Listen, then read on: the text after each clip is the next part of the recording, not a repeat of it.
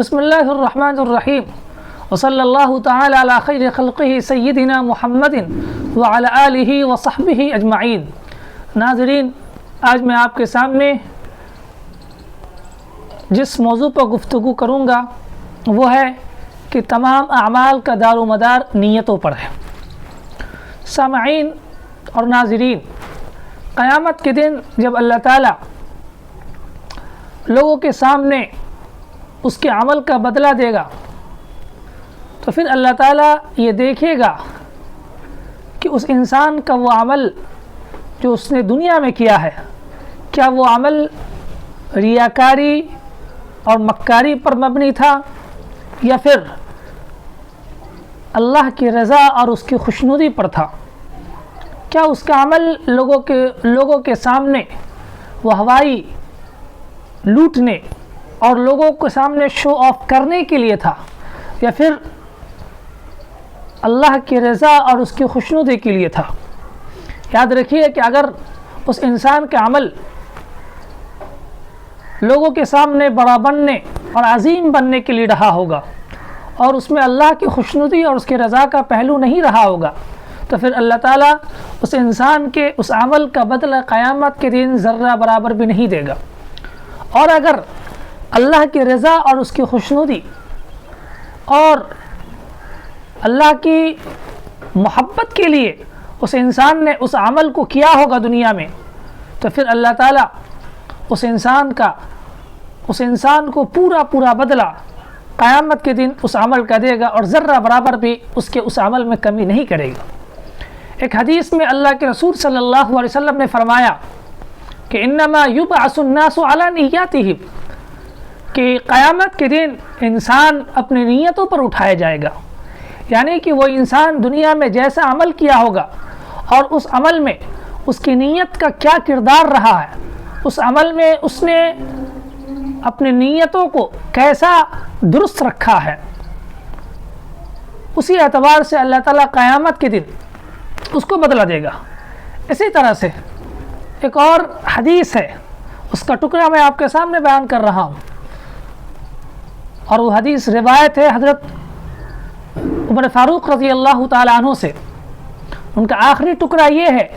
کہ ان یسیر الریا شرک، کہ تھوڑا برابر بھی ریا شرک ہے۔ یاد رکھیے کہ اگر انسان کوئی عمل کرتا ہے اور اس عمل میں دکھاوا یا ریاکاری یا مکاری ہو تو پھر وہ کام اور وہ عمل اصل مقصد سے ہٹ جاتا ہے، پھر اس میں ملاوٹ ہو جاتی ہے، پھر اس میں شرک ہو جاتا ہے۔ اسی لیے اللہ تعالیٰ قیامت کے دن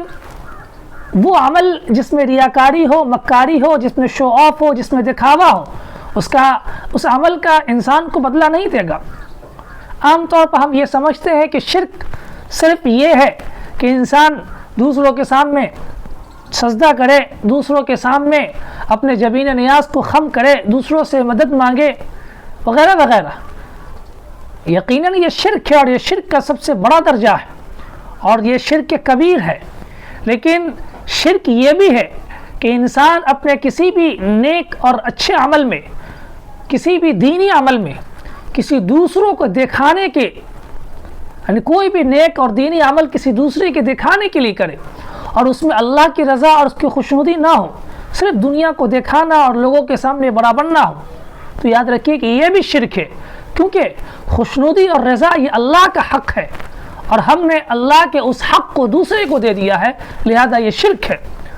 تو کسی بھی عمل میں ریاکاری، دکھاوا اور مکاری یہ شرک ہے، لہذا ہمیں اس سے بچنا چاہیے۔ ہمیں اپنے تمام عمل میں اخلاص کے ساتھ، نیت کی درستگی کے ساتھ اور اللہ کی خوشنودی اور اس کی رضا کے ساتھ عمل کرنا چاہیے، چاہے وہ نماز ہو، قرآن ہو، صدقہ ہو، عطیات ہو، کسی کے ساتھ لینا دینا ہو، جو بھی عمل ہو اور وہ عمل اس عمل کا تعلق دین سے ہے، وہ عمل دین سے ریلیٹ کرتا ہے تو ہمیں چاہیے کہ اس عمل میں اللہ کے لیے اپنی نیت کو درست رکھے اور اپنی نیت کی درستگی کا پورا خیال رکھے۔ اگر ہم ایسا کریں گے اپنی نیت کی درستگی کا اور اللہ کے رضا اور اس کی خوشنودی کے لیے وہ عمل کریں گے تو یاد رکھیے کہ اللہ تعالیٰ اس عمل کا قیامت کے دن پورا بدلہ دے گا۔ اور اگر اس میں ذرہ برابر بھی ملاوٹ ہوگی، اس عمل کے اندر ذرہ برابر بھی دوسروں کی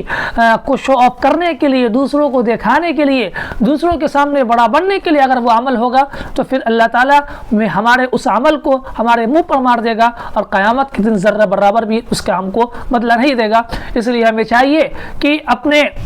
عمل کو، اپنے نیت کو درست کرے، اور کوئی بھی عمل کرے، جو بھی عمل کرے ہم دنیا میں، اس میں نیت کی درستگی کا پورا خیال رکھے۔ یہی وجہ ہے کہ حضرت امام بخاری رحمۃ اللہ علیہ نے اپنی کتاب میں سب سے پہلے جو حدیث بیان کی ہے وہ یہی حدیث بیان کی ہے کہ انما الاعمال بالنیات، کہ انسان کے تمام اعمال کا دار و مدار اس کی نیتوں پر ہے۔ اس حدیث سے بھی ہم کیا کہتے ہیں، نیت کی درستگی اور نیت میں اخلاص کی فضیلت کو سمجھ سکتے ہیں، اس کی اہمیت کو سمجھ سکتے ہیں۔ اللہ تعالیٰ سے دعا ہے کہ اللہ ہمیں توفیقات سے نوازے اور نیتوں کے اندر درستگی پیدا کرنے کی توفیق عطا فرمائے۔ اللہ ہمیں توفیقات سے نوازے۔ وآخر دعوانا الحمدللہ۔